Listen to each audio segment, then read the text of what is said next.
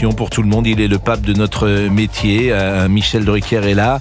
Il est passé dans cette maison. Il est passé, je pense, dans toutes les radios d'ailleurs. Vous êtes passé. Vous avez fait France Inter ? Non. Jamais. Donc vous avez fait Europe, RTL. Vous avez fait Radio Monte Carlo à l'époque ? Non, j'ai fait presque 10 ans à RTL et 10 ans ici en 2 fois 5 ans.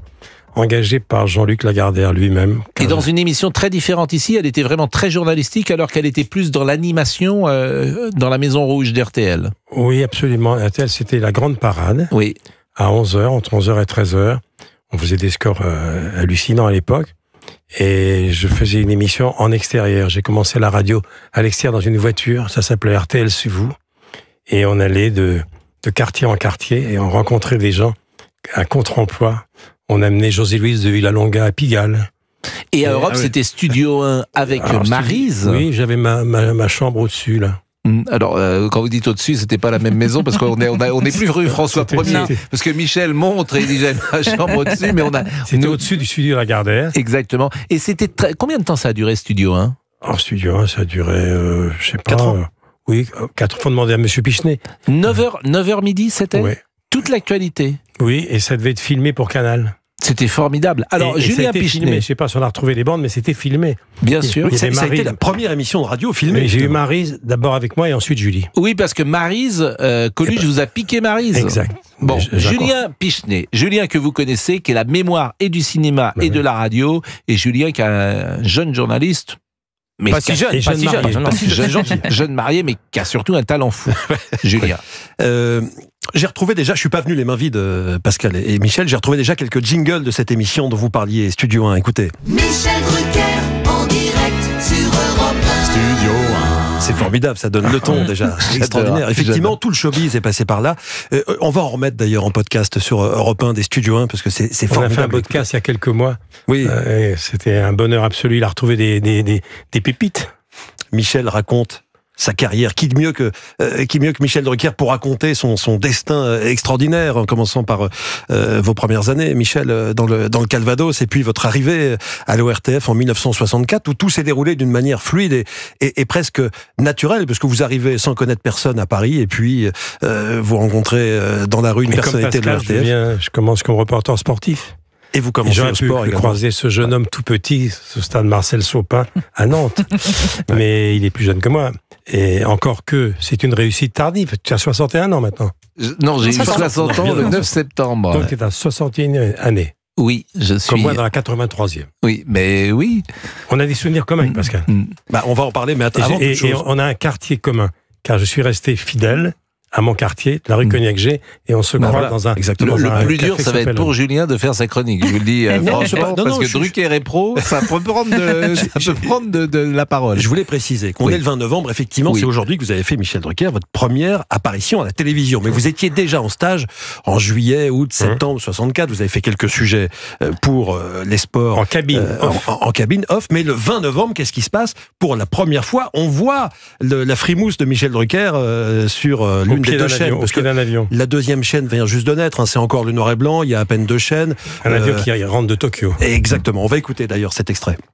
Hier, les membres de la délégation française des handicapés physiques ayant participé aux 2e Jeux internationaux paralympiques qui viennent de se dérouler à Tokyo sont arrivés à Orly. Nous sommes allés les accueillir. Monsieur Berthe, vous êtes le président de la Fédération des handicapés physiques de France. Les représentants français ont obtenu 13 médailles à Tokyo. Je pense que vous êtes satisfait du résultat. Eh bien, je suis très satisfait. Voilà, c'était la délégation des Paralympiques. C'est moderne. La toute première question que vous avez posée, donc la première réponse qu'on vous fait de votre carrière, c'est Paralympique. 60 ans après, ils ont fait un carton pendant les Jeux. Sérieusement, Michel, parce que évidemment, vous connaissez tellement la télévision que on cherche parfois ce que vous disiez, ce que vous n'avez jamais dit. Bon, à votre avis, c'est quoi la clé de votre succès ? Pourquoi le public vous a-t-il reconnu, vous a-t-il choisi ? Parce que c'est toujours le public que vous soyez.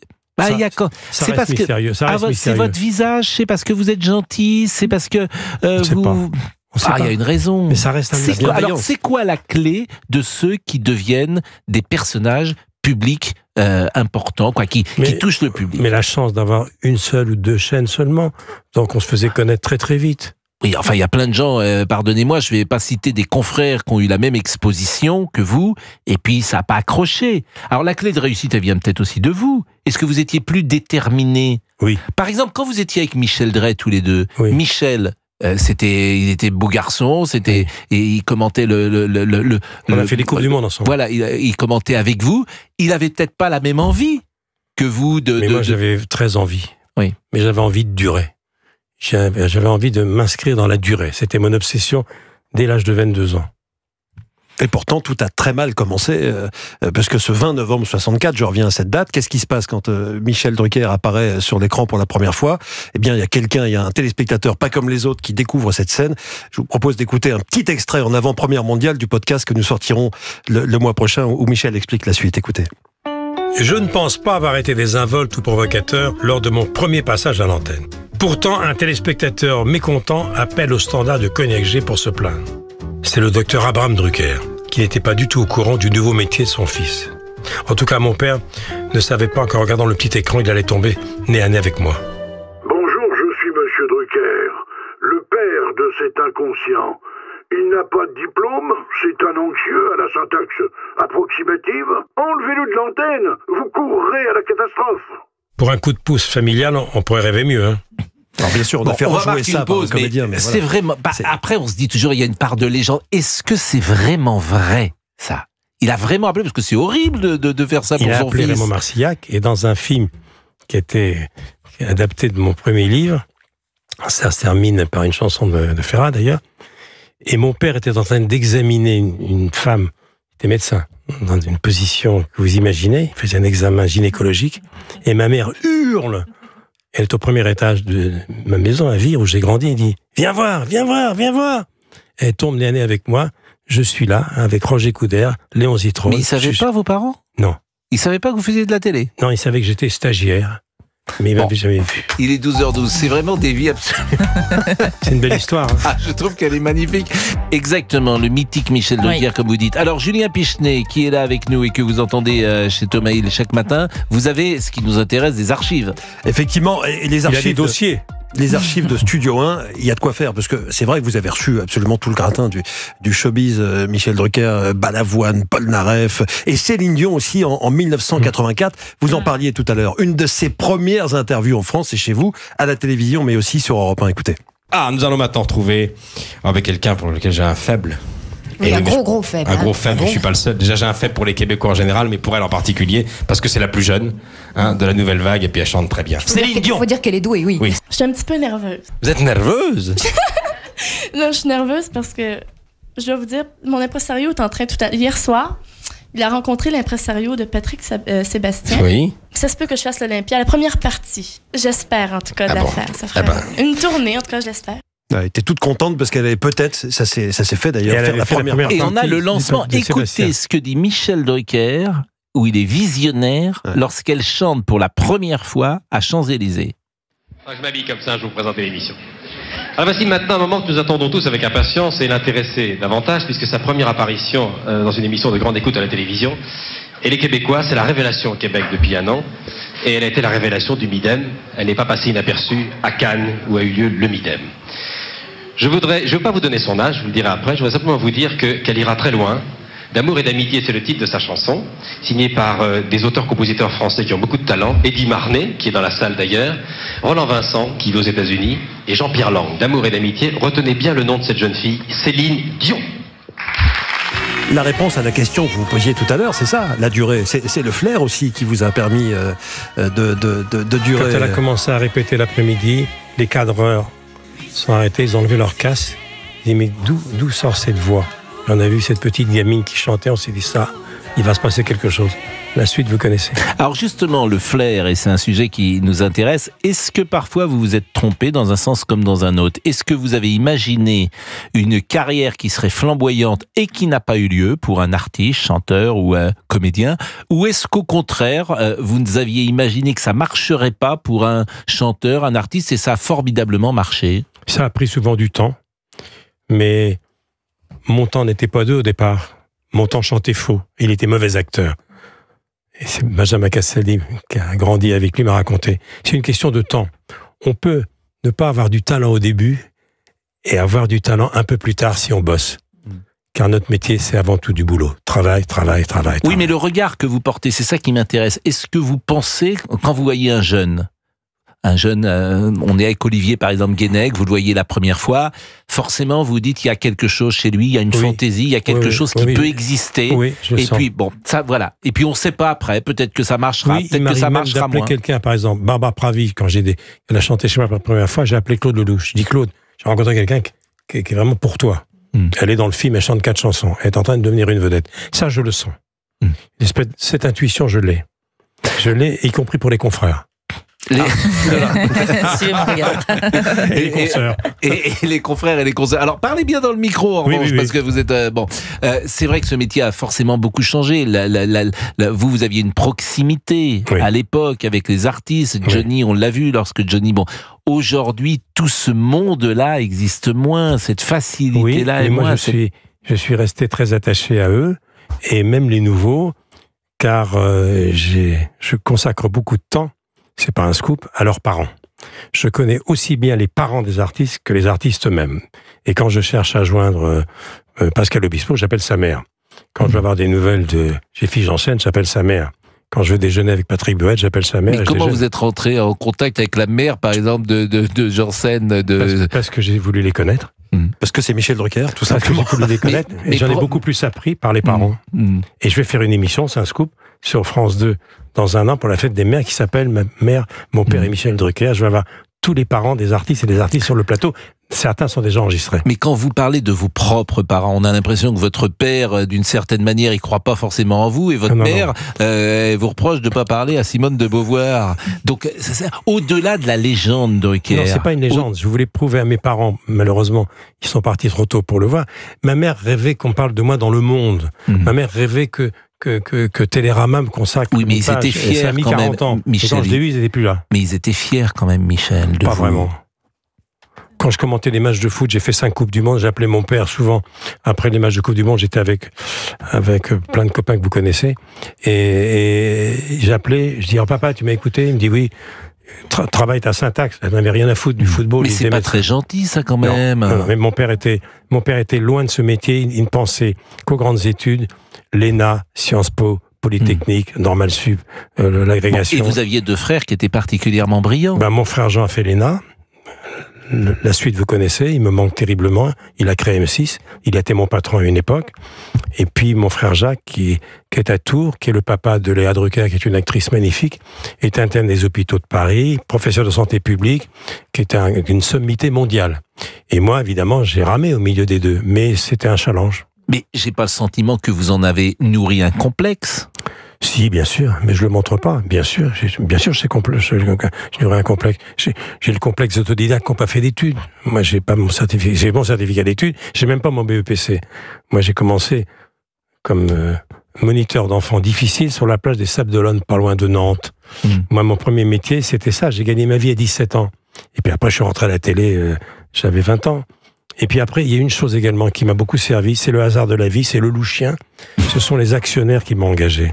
C'est Jean-Luc Lagardère qui m'a engagé le premier, et puis plus tard ça a été Francis Bouygues lui-même qui a voulu m'engager lui-même, et Jean-Luc Lagardère que je croisais sur la piste des 24 heures du Mans, il était déjà chez Matra, et je lui demandais si Beltoise gagnerait les 24 heures du Mans. Il m'a connu là, et on s'est jamais quitté. Il m'a toujours donné des conseils, et je continue à voir Martin Bouygues, le fils de Francis Bouygues. Mais quand vous étiez dans les années 75, avant Martin Bouygues, avant Jean-Luc Lagardère, que vous êtes une immense vedette en 75, quand vous faites les rendez-vous du dimanche, quand Claude François meurt en 78, vous êtes une immense vedette. C'est un faux vedettariat à la télé. Oui, mais vous êtes c'est un faux vedettariat, d'accord, mais vous êtes une immense vedette déjà. Les gens me connaissent, parce que je suis le gamin de la télé qui a débuté devant eux. Et on m'a laissé apprendre mon métier devant les téléspectateurs, j'avais 22 ans. Mais j'ai rencontré beaucoup de gens qui étaient des gens très importants, c'est passé inaperçu. Quand je fais une émission avec Simone de Beauvoir, un film réalisé par une inconnue, c'est José Dayan. Quand je rencontre Jean-Paul Sartre à Rangan, les ouvriers de chez Renault, sur un bidon d'essence en 68, je suis déjà là. Tous ces gens-là, je les ai connus. Quels sont ceux que vous, dans ce métier, vous diriez ce sont des amis, au-delà de Johnny Hallyday? Parce qu'il y a beaucoup de gens qu'on croise, et puis ceux qui viennent dîner, par exemple, chez vous. On a beaucoup de copains, mais on travaille tellement, et vous savez ce que c'est, on n'a pas le temps de les voir. L'amitié, c'est comme les plantes. Il faut les arroser. On n'a pas le temps de se voir. Et j'ai au milieu de tout ça de vrais amis. Lelouch est le premier. Aznavour était un ami parce qu'on se voyait en Provence tout le temps. Adamo est un ami. Adamo, on a débuté ensemble sur le stade du Heysel. Je l'ai interviewé devant Paul Van Imst sur le stade Paul Van d'Anderlecht. Imst, c'est un joueur de football célèbre de qui était Belgique, le je le Zidane dis. belge de l'époque. Exactement. Donc, mais il y en a un qui est un ami à moi, qui est pas loin d'ici. C'est Jacques Vendroux. On a débuté ensemble avec Jacques Vendroux. Et Jacques, je le vois en Ardèche, on s'appelle régulièrement, on est restés très très amis. Ah oui, vous êtes venu le voir avec votre avion, paraît-il, cet été. Oui, c'est extraordinaire. Quand Drucker vient de voir en vacances, il vient avec son avion. Il est 12h25, vous restez. Avec un petit ULM écologique. Et Jacques, c'est mon ami, on s'appelle souvent. Mais c'est vous qui le pilotiez, l'ULM? Oui, bien sûr. Faites attention quand même, Michel. C'est le seul diplôme que j'ai. C'est mon diplôme mais de pilote d'hélicoptère. Faites attention quand même. Je veux dire, vous avez voilà, un certain âge quand même pour piloter aujourd'hui avec votre ULM. Non, mais faites attention à vous. Il peut vous arriver quelque chose. Mais j'ai d'abord un copain avec moi. J'imagine que Dany, elle vous dit quand vous montez dans l'avion. Elle ne veut pas le savoir. Ah ouais, elle veut pas le savoir. Vous avez un pilote, c'est un ULM qui a un parachute. Oui, bon, 12h26, Michel Drucker est avec nous. C'est un bonheur d'être avec Michel Drucker. On pourrait faire, ça serait un concept 24 heures avec Drucker. Il parlerait. C'est ce qu'on aurait dû prévoir aujourd'hui, en fait. Allez, la pause. Monsieur Dominguez va nous rappeler les titres et puis on aura peut-être une autre archive encore, Julien. Ou une page de pub. Vous savez ce qu'il disait Thierry quand une page de pub, il disait maintenant la publicité, il faut bien vivre. Alors il se faisait engueuler le lendemain par Dacier ou par Étienne Moujoc, qui disait mais t'as fini. Mais Géraldine m'a montré le conducteur. Qu'est-ce que vous avez comme pub? Ce qui veut dire que ça marche drôlement notre émission. Oui, c'est cela. Il y a des salaires à payer. Il y a des salaires à payer. Il y en a qui vident les caisses. Michel Drucker est notre invité. Bon, vous avez évidemment croisé Pierre Palmade dans votre carrière et puis vous avez croisé certains qui dans ce milieu, c'est parfois le miroir aux alouettes que ce monde de la télévision, des artistes avec certaines dérives, l'alcool, la drogue. Est-ce que vous pensez, Michel Drucker, qu'on peut faire quelque chose pour quelqu'un qui part dans ces dérives? Est-ce qu'un ami peut l'arrêter ou est-ce qu'au fond, quoi qu'on dise, quoi qu'on veuille même intervenir, c'est impossible de rattraper quelqu'un qui veut se noyer? Jean-Luc Delarue, qui a débuté ici, carrière incroyable. C'est la drogue qui l'a tué, Jean-Luc. C'est très difficile, très très compliqué. Très compliqué. Vous êtes intervenu parfois, et évidemment je ne vous demanderai pas de donner des noms, mais auprès de gens, et vous voyez que la carrière justement était percutée par l'alcool ou par la drogue. Je les ai vus. Mais vous êtes intervenu leur dire arrête, tu déconnes. Je les ai vus dans la coulisse. Quand je présentais, c'est arrivé de présenter des spectacles, dans la coulisse de mes émissions et des spectacles, j'en ai vu qui étaient très mal. Ils étaient très mal. Parce qu'ils ne buvaient pas que de l'eau, certes, mais surtout ils étaient très mal parce que c'était en train de détruire leur famille. Parce qu'on ne peut pas faire carrière si on n'a pas une famille en béton autour de vous. Et tous ces gens qui ont fait des excès, ils l'ont payé aussi. Pourquoi? Parce que la famille a explosé, parce que leur femme s'est barrée, parce qu'elle n'en pouvaient plus d'être mariée à quelqu'un. Mais est-ce que vous êtes intervenu? J'ai essayé parfois, mais on promet toujours, je vais m'arrêter. Je vais m'arrêter. Et on ne s'arrête jamais. Je connais très très peu de gens qui se camaient. Si je connais des gens qui buvaient beaucoup et qui ont finalement arrêté de boire, la came, c'est autre chose. Mais notre métier, c'est une drogue dure, mais elle est moins dangereuse. Alors, c'est effectivement ce que disait Ardisson un jour. Il disait, j'ai tout essayé en drogue, mais la télévision, c'est vraiment là où on est le plus addict. Oui. Et vous, par exemple, si demain ça s'arrêtait, à votre avis, vous ne survivez? Mais j'y pense régulièrement. J'ai fait un livre. Vous ne pourriez pas survivre? J'ai fait un livre. Vous l'avez écrit un jour dans le JDD en disant mais il s'arrêtera jamais, Drucker. Vous avez raison. Oui, mais c'est vous qui me l'avez dit. Oui. Vous m'avez parlé de Guy Bedos, ça m'avait beaucoup marqué. Oui. Ça vous a beaucoup marqué, pardon, Guy Bedos. Beaucoup. Non, parce que moi, mon obsession, c'est parce que je viens du sport, comme vous, Pascal, de ne pas disputer le combat de trop. Ce qu'a fait Nadal. Nadal, il s'est arrêté pendant les Jeux Olympiques. Il ne s'est pas arrêté avec la Coupe Davis hier. C'était déjà très triste quand il était en Coupe Davis avec Alcaraz qui lui a succédé. Le problème, c'est à quel moment on s'arrête. Ni trop tôt, ni trop tard. C'est une façon que j'ai eue avec Claude Lelouch, encore tout à l'heure, ou hier, qui m'a dit on ne s'arrête jamais. Il a 87 ans. Mais moi, je crois qu'on ne s'arrête jamais, il ne faut jamais s'arrêter. Mourir sur scène, c'est la chanson de Dalida. Moi, j'y pense tout le temps. J'ai dit quand est-ce que je m'arrête? Allez, dans 2 ans, je m'arrête. Pourquoi? Parce que je ne veux pas devenir une caricature. Je vais avoir 85 ans dans 2 ans. Et j'ai dit ça à Claude Lelouch, mais t'es complètement timbré, j'en ai 96, je vais faire mon 52e film. Mais c'est ça, ou la politique. Je vous renvoie la question. Si on dit, Pascal, allez, vous avez plus de 60 ans, ça marche très fort, on va s'arrêter bientôt. Vous ne comprendrez pas, personne ne le comprendrait. Vous êtes dans la période la plus euphorique de votre carrière, parce que tout marche. Je regarde, je vous vois, je vous écoute, tout marche. Tout marche. Vous travaillez tout le temps, vous avez une vie réglée. Parce que c'est votre passion, et la passion ne fatigue pas.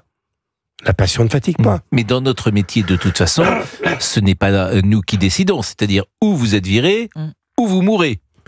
Ou des téléspectateurs disent, ils zappent, ou vous avez un patron qui vous dit, voilà, on n'est pas propriétaire de son fauteuil. Jusqu'à maintenant, mes patrons, que ce soit Delphine Ernotte ou Sid Bongomez, veulent me garder le plus longtemps possible, et apparemment, le public est plutôt fidèle au rendez-vous, puisqu'on a entre 800 000 et 1 million de téléspectateurs tous les dimanches, régulièrement, quel que soit l'invité. Donc il y a des jours où je me dis je m'arrête, et puis il y a des jours où je me dis je continue. Donc on en reparlera. Bouvard a fait ça... 95 ans. Voilà. Alors là, Philippe, il n'est plus à l'antenne, mais effectivement, il a fait ça plus longtemps encore que vous. En janvier, Bouvard fêtera ses 60 ans de carrière de radio. C'est le record absolu. C'est ça. Ouais. Même s'il a commencé à Europe 1 avant RTL, à la fin des années 50. C'est une bonne question. À quel moment on s'en va? Mais oui, mais... C'est une question, je le répète, qui pourrait vous le dire? Il n'y a que vous qui le savez. Ouais. Bon, et vous en aurez jamais envie. Il y a des jours où je me dis, c'est pas raisonnable, je vais être une caricature. Et puis il y a des jours où je me dis, mais pourquoi Alain Duhamel s'en va. Vous avez parlé avec lui de ça? Il a eu une expression formidable en disant, nous sommes des vestiges pittoresques. Mais est-ce que vous avez échangé avec lui? On se parle, j'ai beaucoup d'estime et d'admiration pour lui, quel journaliste, quel prof aussi. Mais pourquoi il arrête alors? Parce que sa femme lui dit, si tu continues, je te quitte. Oui, mais alors qu'est-ce qu'il va faire dans la journée? Il va rester chez lui? Je sais pas. Avec ses petits soldats de plomb? Alors il va écrire, bien sûr. Alain Duhamel, il a un talent exceptionnel. Mais j'ai déjà imaginé ce que je ferais quand je vais m'arrêter. D'abord, je vais finir un livre, je vais remonter sur scène. Je vous donne un scoop. En 2006, je vais faire mon spectacle. En 2026. 2026. 2026, Michel. C'est demain, 2026. Oui, mais vous avez dit 2006. Non, 2026. 2026. Et vous savez où je vais le faire? Vous savez où je vais le faire? Au Théâtre des Champs-Élysées, peut-être? Au Studio Gabriel. Oui, Studio Gabriel, oui. Mais moi, je vous ai vu. Formidable au Petit Marigny. J'avais été, franchement, et je vous le dis, j'avais été scotché. Parce que c'était moderne, c'était sympa. C'est une salle merveilleuse, en plus, cette salle du Petit Marigny. J'y allais en me disant, bon, c'est Drucker. Et j'avais... Quand on parle de se renouveler, ça c'est vraiment de se réinventer. C'est vraiment un spectacle qui était formidable, avec des extraits, des archives. C'était vraiment merveilleux. Parce que j'ai arrêté au bout de 30 représentations parce que j'étais opéré du cœur pour la deuxième fois, ce qui a tout changé dans ma vie. Je vais faire ça et j'ai un autre projet. Vous savez ce que je vais faire? Non. Je sais pas quand, j'irai visiter les maisons de retraite. J'irai parler aux gens dans les maisons de retraite. Faites gaffe qu'ils vous gardent pas, surtout. Non, excusez-vous. Mais j'irai en repérage. Non. J'irai en repérage. Parce que vos auditeurs qui nous écoutent. Je vous aime, Michel. Il y a 7500 EHPAD en France. Tout le monde les oublie. Tout le monde les oublie. Non, écoutez, alors, il se trouve que j'ai fréquenté les maisons de retraite et les EHPAD récemment. Ça vous a pas bouleversé? Non seulement ça m'a bouleversé, mais ce que j'ai trouvé formidable, c'est l'énergie. J'ai trouvé des gens, effectivement, qui aiment incroyablement leur métier. Il n'est pas question d'argent, d'ailleurs, elles ne se plaignent jamais d'argent, elles peuvent se plaindre de moyens, mais on pourrait imaginer que d'être avec des gens, parce que l'EHPAD, c'est compliqué, c'est pas simplement une maison de retraite, c'est des gens qui sont en difficulté pour marcher, pour parler de ça. Tu pourrais imaginer, voilà, tu pourrais imaginer qu'il y ait une forme de bon. Ces gens-là sont incroyablement motivés, incroyablement joyeux. Une énergie, une gaieté, une bienveillance. Et ils continuent à s'aimer. Mais bien sûr. Et il y a des histoires d'amour dans les maisons de retraite, toujours. Et des gens. L'amour n'a pas d'âge? Oui, en tout cas des gens qui sont là depuis 20-25 ans et qui, pour rien au monde, n'iraient travailler dans un autre secteur. Ils sont très contents. Julien Pichenet. Non, on parle depuis tout à l'heure de cet anniversaire 60 ans de télévision. On n'a pas encore précisé, Pascal, c'est un record mondial de tous les temps. tout pays confondu. Il y avait Larry King aux États-Unis qui était pas loin. Vous l'avez battu de quelques mois. L'homme aux bretelles. Voilà, ça ne s'est jamais vu. On a fait le petit calcul tout à l'heure. Pascal, vous, c'est 2048 que vous fêterez vos 60 ans de télévision. Et je serai là. Et je serai là. Moi, j'ai commencé la première fois que je 88. suis passé. Non, la première fois que je suis passé à l'antenne radio, c'était à Loire FM, là, on compte à Nantes, avec un ami qui s'appelait Denis Roux. Évidemment, je n'oublierai Loire jamais. FM Denis Roux. Denis Roux. Ah, Denis Roux, non, c'est l'autre. On n'oublie jamais son premier passage. Et c'était en 1983. Je suis fier d'avoir lancé Radio Alouette. Radio Alouette avec Philippe de Villiers. Oui, et M. Rotaillot à l'époque. Bien sûr, mais pourquoi vous dites que vous l'avez lancé? Parce que de Villiers m'avait appelé, je l'avais connu, il était le plus jeune sous-préfet de France. Il avait 23 ans, il était sous-préfet à Vendôme. Mais lancé, c'est vous qui avez fait l'inauguration quasiment J'ai fait la grande soirée d'inauguration. C'est extraordinaire. Mais oui, Radio Alouette, c'était là. Et moi, je vous ai vu en 86, après Nantes, Inter-Milan. Oui. Animant, parce que Europe 1 et Nantes avaient une passerelle, Europe 1 sponsorisait le FC Nantes, et vous étiez ce soir-là avec Julie. Oui. Et on pense à Julie, Grande voix d'Europe. d'ailleurs, Qui faisait grande les voix d'Europe 1, exactement, et on vous voyait... Jean-Claude Darmon à l'époque, mais évidemment, qui lançait les panneaux publicitaires. Et quand Drucker arrivait dans une ville, c'était un événement. Et vous savez l'autre image aussi que je trouve extraordinaire de vous, que j'adore voir, c'est quand vous êtes avec Patrick Sébastien. Ah oui. Je trouve que ça... parce que là, c'est vous. Et je pense que quand je vous posais la question tout à l'heure, j'ai beaucoup déconné avec lui. Hein. Oui, mais pourquoi le public adhère? Parce que il y a dans cette séquence tout ce que vous êtes. C'est-à-dire que vous vous souvenez, c'est le grand bluff. Drucker est piégé. Le lanceur de couteau. Voilà, le lanceur de couteau. Et Drucker comprend qu'il se passe quelque chose, que la fille, elle n'est pas d'accord et qu'il s'engueule. Et la diplomatie, la gentillesse, je trouve que c'est extraordinaire cette séquence. Un grand moment, 17 millions de téléspectateurs. Oui, mais vous-même. Bah oui, il fallait que je mente, hein, je savais pas. Oui, mais vous êtes formidable. Bah oui. Là, c'est votre nature qui parle. Là, vous pouvez pas tricher. Non, on peut pas tricher. Mais le public se trompe pas. Réponse à votre question de tout à l'heure. Le public sent les choses. Le public, il devine qui est qui. Il sait qui est qui. Un jour, j'ai déjeuné avec Lino Ventura, avec Philippe Noiret, Michel Audiard, dans un restaurant. Ah, le casting. Ouais, et Lino Ventura. Il y a un mec qui passe. Et Lino me dit, parce qu'il m'appelait le petit, Lino qui était resté italien, et il me faisait la leçon quand il y avait un France-Italie. Il dit, attention, hein, France-Italie, tu déconnes pas. Hein. Si la France gagne par 2-0, les deux sont hors jeu, et s'il y en a un troisième, c'est une faute d'arbitrage. Oui, Lino. Et il y a un gars qui passe. C'était à la Trémoille, tout près. Il y avait Paul Meurice. Et il passe, et Lino me dit, tu vois Michel, le gars qui passe là, c'est le plus grand faux cul du métier. Regarde-le, c'est le plus grand faux cul du métier. Hein, et Noiret dit, oh là là, celui-là, oh là là, oh celui-là. Et Audiard dit, mais comme dirait Henri Janson, grand dialoguiste de l'époque, regardez bien, ce stade, c'est de la franchise. Ah, ce stade, c'est de la franchise. Eh ben, on peut le dire tous les jours, ça se voit.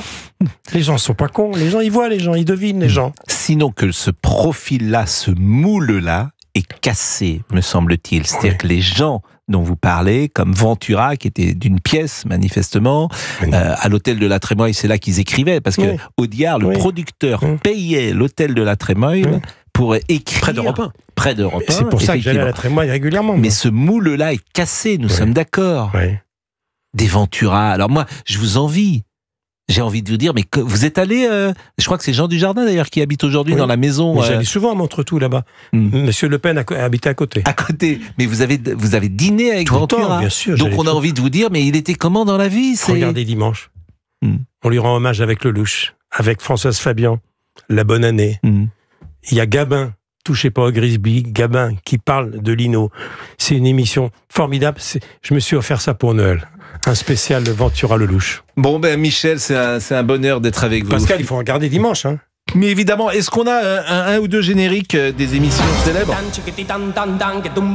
Ça, c'est Vivement Dimanche. Oui. Il y a évidemment le générique le plus extraordinaire, c'est Champs-Élysées.